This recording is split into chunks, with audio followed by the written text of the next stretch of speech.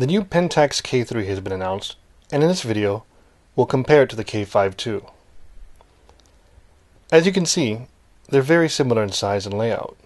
Though the K-3 is heavier, they feel about the same weight. The K-5 has a 4-way directional button layout for navigation. The K-3 takes that further by allowing you to press 2 buttons for a diagonal direction when selecting focus points. Though only slightly larger on paper, the LCD on the K-3 is noticeably bigger.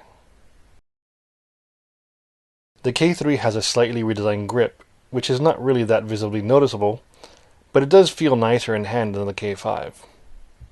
The K-5 has had more or less the same autofocus switch as most Pentax high-end cameras in recent years.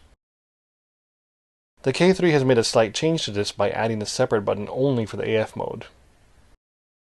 Another interesting change is with the metering switch. On the K-5 it was just that. However, on the K-3, that's now a dial lock switch. This allows you to either engage or disengage the dial lock.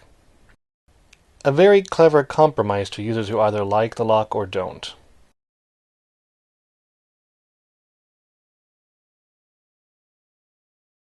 The metering is now a button underneath it. The K-5 had just a single SD card slot. The K-3 has 2 slots, with support for a special SD card with Wi-Fi tethering and a special camera control feature. There is now a headphone jack for monitoring audio. There is also a slight change in the video and USB ports.